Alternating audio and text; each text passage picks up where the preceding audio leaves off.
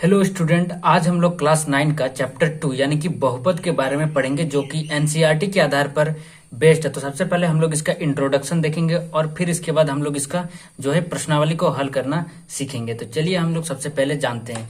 तो चैप्टर 2 पे हमारा है बहुपद। हम लोग सबसे पहले जान लेते हैं कि बहुपद का मतलब क्या होता है। ठीक है, तो बहुपद हम लोग जानते हैं। बहुपद इसका अगर हम लोग संधि विच्छेद करेंगे तो क्या हो जाएगा, बहु जोड़ पद।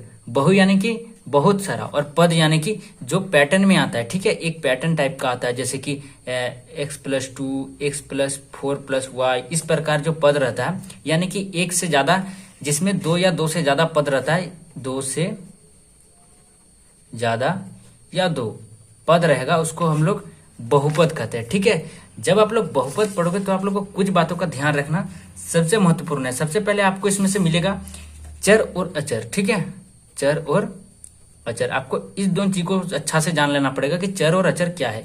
तो हम बता रहे हैं आप लोग को कि चर संख्या किसे कहते हैं, जिसका वैल्यू निश्चित नहीं रहता, यानी कि अल्फाबेटिक यानी कि ए से जो जेड तक की संख्या रहती है उसको हम लोग चर संख्या मानते हैं। ठीक है, A B C मतलब जेड तक।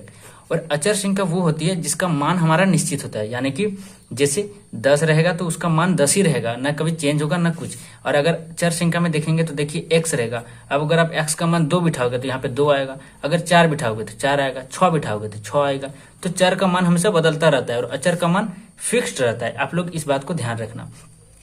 अब चलिए हम लोग देखेंगे कि एक चर वाले और दो चर वाले बहुपद किसे कहते हैं। देखिए एक चर यानी कि जैसे x कितना चर है, एक चर है। अब जब इसी में x+y रह जाएगा तो इसमें कितना चर आ गया, 2 चर आ गया। अगर यहाँ पे x+y+z आ जाएगा तो कितना चर आ जाएगा, 3 चर आएगा। तो चलिए अब हम लोग प्रश्नावली को हल करते हैं। देखिए प्रश्न नंबर एक नंबर पे हमको पूछा गया है 2.1 का कि निम्नलिखित व्यंजक में कौन कौन एक चर में बहुपद है और कौन नहीं है, कारण के साथ अपने उत्तर दीजिए। तो चलिए हम लोग बनाते हैं इस सवाल को। सबसे पहला नंबर पे सवाल है 4x² - 3x+7। देखिए अगर आप लोग इसको ध्यान से देखिएगा तो इसके जो घातांक पे जो है संख्या है वो भी पूर्ण है, यानी कि पूर्णांक संख्या है। और जो है इसमें एक ही चर है x, इसमें भी x है, इसमें भी x है, यानी कि इसमें एक ही संख्या चर है। यानी कि ये क्या होगा, ये होगा एक चर वाला बहुपद। ये क्या होगा, एक चर वाला बहुपद, क्योंकि इसमें एक ही चर है जो बहुपद में है। ठीक है, अब हम लोग देखेंगे दूसरा नंबर को। तो दूसरा नंबर पे है y² + √2। तो यहाँ पे y का स्क्वायर है, यानी कि ये इसका घात जो है, घातांक जो है वो भी पूर्णांक संख्या है। और इसके बाद में जो है इसमें और एक प्लस एड है क्या, √2, यानी कि ये बहुपद तो है और इसका जो है वो क्या बोलते हैं, चर भी है एक। तो ये भी हो जाएगा एक चर में बहुपद। अब हम लोग तीसरा नंबर सवाल को देखेंगे। ठीक है, तीसरा नंबर सवाल पे क्या है हमारा, 3√2 + t√2, 3√t + t√2। देखिए इस सवाल को आप लोग ध्यान से देखिए यहाँ पे अगर 3√2 है ना, आप लोग जस्ट इमेजिन कीजिए कि अगर हम यहाँ पे 3 है और √t के जगह में 2 ले लेते हैं तो इसका वैल्यू कुछ हमारा आएगा, समथिंग आएगा, 3 पॉइंट कुछ भी आ सकता है, यानी कि ये पूर्णांक संख्या नहीं रहेगा, यानी कि इसका घात जो है वो पूर्णांक नहीं है।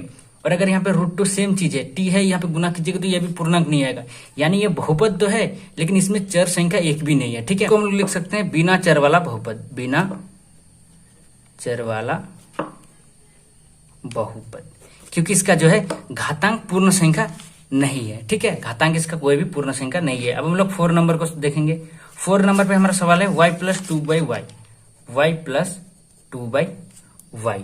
देखिए चौथा नंबर पे जो है दिया हुआ है ना y+2/y, इसका भी घातांक संख्या पूर्ण नहीं है। आप बोलोगे कैसे, मान लो अगर हम यहाँ पे y का मान 0 ले लेते हैं तो यहाँ पे y तो 0 आ जाएगा, 0 + 2/0 आ जाएगा, तो ये तो इन्फिनिटिव हो जाएगा ना, यानी कि 0 के साथ अगर आप इन्फिनिटिव को जोड़ते हो तो उसका वैल्यू आता है इन्फिनिटिव, यानी कि ये पूर्ण संख्या कभी नहीं बनेगा। तो ये कभी घात जो है बहुपद बनेगा, ये कभी भी बहुपद नहीं बनेगा। तो इसलिए लिखेंगे, इस पे को भी लिख देंगे बिना चर वाला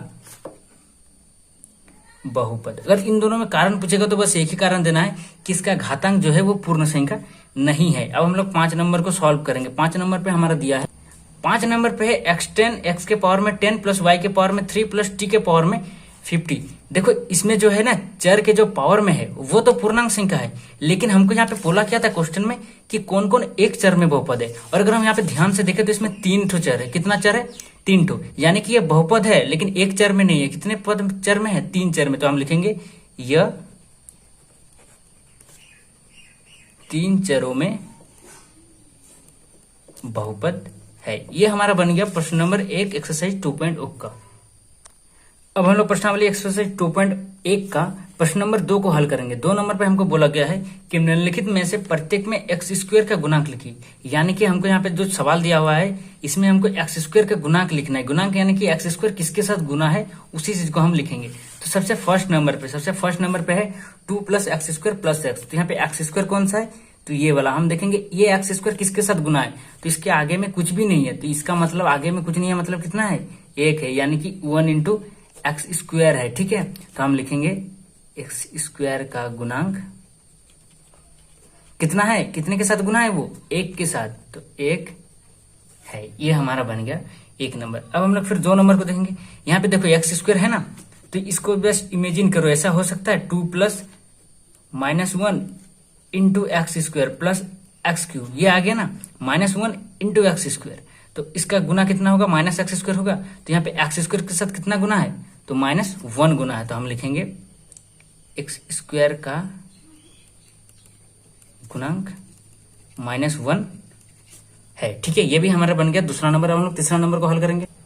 तीसरा नंबर पे हमको दिया हुआ है π/2 एक्स स्क्वायर + एक्स, यानी कि यह रहा एक्स स्क्वायर। तो एक्स स्क्वायर के साथ कितना गुना है? π/2 गुना है। तो हम क्या लिखेंगे?